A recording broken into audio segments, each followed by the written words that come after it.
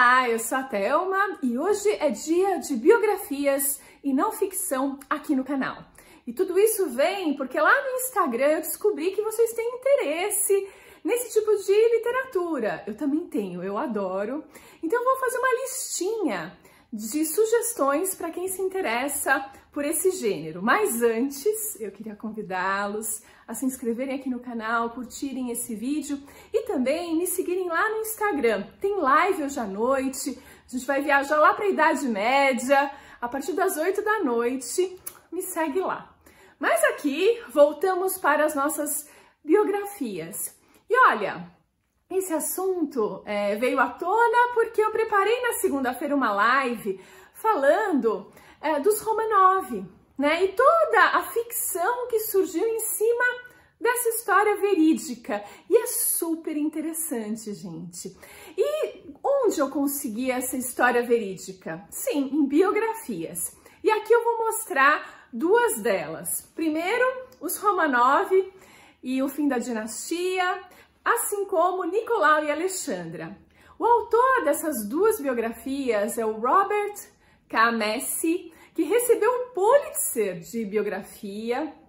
Ele foi muito especializado na dinastia Romanov, né? E ele fez vários livros, né? A gente encontra outras biografias muito interessantes também. Tem uma da Companhia das Letras, que reúne toda a dinastia de séculos, né? O Robert Massie, ele vai por partes, né? Por ângulos diferentes. Ele tem também Catarina Grande, Pedro Grande. É muito legal, gente. Eu li esses dois que eu mostrei para vocês, adorei. Veja, mas aí você tem que ver qual é o seu gosto, né? Porque, por exemplo, os Romanov, o fim da dinastia, ele começa exatamente pelo crime, né? Quando a família do último czar foi chacinada, morreu fuzilada num porão. Ele vai descrever toda essa cena e vai nos mostrar o que aconteceu durante o século XX para descobrir esse crime. Gente, foi acobertado. E aí, é só na década de 1970 que as ossadas são descobertas. Veja, eles foram assassinados em 1918. Só em 70, na década de 70, descobrem a ossatura aí deles toda, né?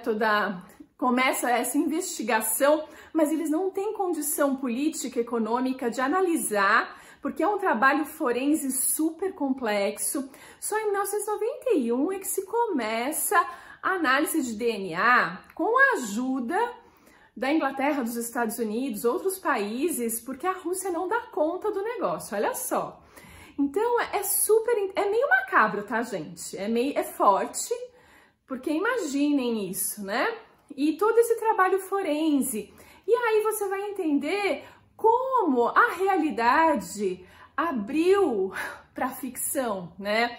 Várias possibilidades de ficção, porque demorou muito tempo, eles não sabiam o paradeiro da família. Então aí surge o desenho da Anastácia, aí surgem um monte de romances explicando quem conseguiu escapar, quem não conseguiu. Na vida real, e você descobre isso lá no livro dele, que tem um monte de gente que se candidata a Anastácia. Não, eu sou Anastácia, porque tinha essa possibilidade, né? De que ela estivesse viva e várias pessoas se apresentam como Anastácia. Olha só isso, né? Já no Nicolau e Alexandra, você vai ter um aspecto mais romântico, um pouco mais romântico, né? Porque o final da história é o mesmo, é o começo da outra história, é o fim da família, né? Mas eles tiveram um relacionamento muito romântico, porque eles eram nobres e não se iludam, nobre só casa com nobre, todos eram meio descendentes da rainha Vitória, que povoou todos os reinados da Europa. Eles eram meio parentes, nobre só casa com nobre, não tem essa de casar com plebeia, quer dizer, mais modernamente a gente vê que até existe essa possibilidade, mas no passado não. E, enfim, o que une os dois é o amor. É romântica a história. Então, se você gosta mais de aspectos românticos, comece por Nicolau e Alexandre, é mais interessante. Bom, mas eu disse que eu ia trazer uma listinha. E lá no Insta eu mostrei o livro que eu estou lendo, que está na minha cabeceira atualmente. É esse aqui, o Elise Matsunaga, A Mulher que Esquartejou o Marido. Vocês que acompanham o canal sabem que eu dei de presente para minha mãe. Ela leu em 3 dias e já me devolveu para que eu lesse também, porque ela ficou, nossa, você precisa ler, não sei o quê. Minha irmã pegou antes de mim, minha irmã não lê nada assim por entretenimento, sabe? Ela lê livros técnicos da área dela, ela é assim, ela devorou em 2 dias. Eu falei, nossa, eu preciso entender o que que Ulysses Campbell, que é o autor, é um jornalista, fez para despertar a curiosidade da minha irmã, que normalmente não fica curiosa com essas coisas. Pois é, ele fez aqui, gente, um trabalho, você pensa assim, ah, mas biografia é tudo igual, né? É só descrever a vida da pessoa, descrever o que aconteceu, descrever um determinado fato, né? Tem vários tipos de biografias. Não é tudo igual e sim, o jeito que a pessoa escreve faz muita diferença. Aqui, ele não teve o depoimento da Elise, porque, diferente do que as pessoas confundem um pouco, o que tá passando lá na Netflix, se não me engano, o documentário, é feito a partir dos depoimentos da própria Elise Matsunaga.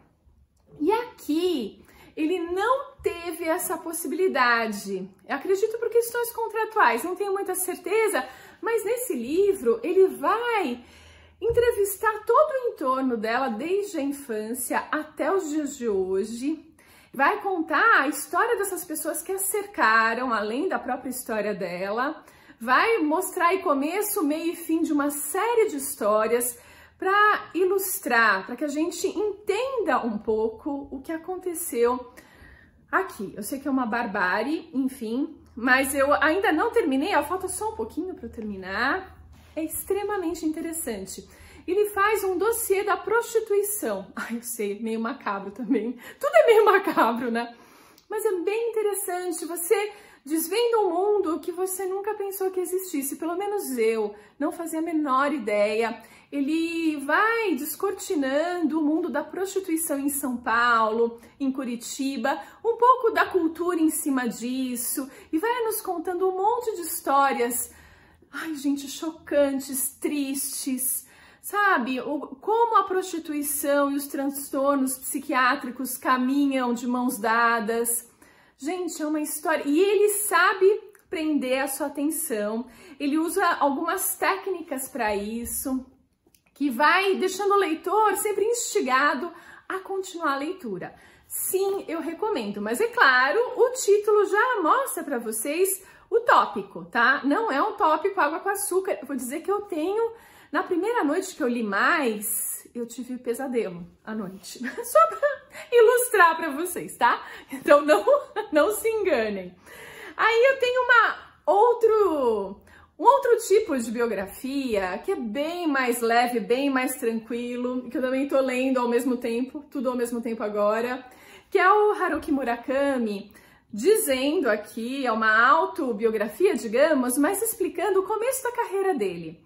Gente, para quem é escritor, aspirante a escritor, quem é escritor que já participou de prêmios e não ganhou nenhum, que é o meu caso, isso aqui, leitura fundamental. Porque ele vai contando como foi a trajetória dele, como ele começou, não tinha nada a ver com o escritor, de repente ele decide ser, ele de fato ganha um prêmio pequeno, mas depois disso, gente, a hora que ele começa mesmo a encorpar como escritor, né, começa a produzir as grandes obras dele, ele não ganha mais nada. E aí, você pode pensar, mas tanto faz, o importante é que ele vende pra caramba. Vende no mundo inteiro, é um baita sucesso. Porém, para um japonês isso é complicado, prêmios são importantes para eles. Então veja, olha que interessante, ele mostra aqui como ele lida com uma frustração relacionada à cultura dele. E para você que é escritor, assim como eu imagino que se você já participou de algum concurso e não ganhou e não recebe nenhum feedback, porque assim, né, você não recebe nem, olha, você podia ter melhorado aqui, sei lá. Não, você perde simplesmente. Você tem que lidar com frustrações. Na vida, a gente tem que lidar com frustrações. E aqui, gente, é um exemplo de como fazer isso. Além de ser divertido, sabe? Eu dei umas boas risadas já, tô quase na metade, mas é um outro tipo de biografia, mais autobiográfica, é claro, que tem uma leveza e tem aí uns ensinamentos bem bacanas para quem gosta. Fica aqui minha sugestão. Eu também já mostrei em outros vídeos esse outro livro aqui, que é A Montanha Sombria, que eu comprei o ano passado numa livraria. Saí, sabe quando começou a liberar para sair da pandemia? Eu fui numa livraria e tava super baratinho e comprei esse livro. Mais uma vez, cunho jornalístico, é um jornalista, Nick Hale, que vai contar pra gente uma das escaladas mais dramáticas do Everest, que aconteceu em 2006. Aí vocês podem ter visto, como eu vi na TV, o filme Everest, que é muito legal, que conta a escalada de 95 ou 96, agora eu não me lembro, acho que é de 95. E assim, você vê aquela história e fala, meu Deus, que desgraceira, por que esse povo sobe o Everest? Sabe? É você se jogar na morte praticamente, né? E aí você vê que em 2006 a história se repete, até pior que lá no filme. E aí, gente, eu devorei. Para quem gosta desse estilo, aventura, catástrofe, a descrição de tudo isso no passo a passo, esse jornalista faz muito bem. É uma história que te prende. E para mim, era entender o que faz as pessoas subirem o Everest. Sabe, eu entendo um atleta que treina a vida inteira e faz isso. Mas agora, sabe, você colocar no currículo CEO e escalei o Everest. Virou currículo de executivo. Virou modinha, sabe? Eu sou ator de Hollywood, eu também escalo o Everest, sabe? Eu sou, sei lá. Essas coisas não entram na minha cabeça, porque o Everest não é para amadores. Não, ele mata as pessoas, né? O ar rarefeito, o frio, as condições extremamente inóspitas te matam, só isso. E aqui você vai tentar entender um pouco o que passa na cabeça dessas pessoas. É claro que eu estereotipei aqui 2 exemplos de ator, de CEO, mas assim, tem gente normal que faz isso. E é uma leitura, gente, bem instigante. Eu adorei. Eu tava lendo, tinha outras coisas para ler do Projeto Clássicos, tal, então eu lia nos intervalos. Mas assim, eu pegava qualquer hora do dia só para saber o que ia acontecer nessa bendita escalada, quem ia sobreviver. Porque assim, você vai encontrar vários exemplos bem diferentes, histórias bem tristes, enfim, superações. É um livro bem interessante. Pois é, gente, tem mais aqui exemplos de biografias, mas eu paro por aqui que eu já falei demais.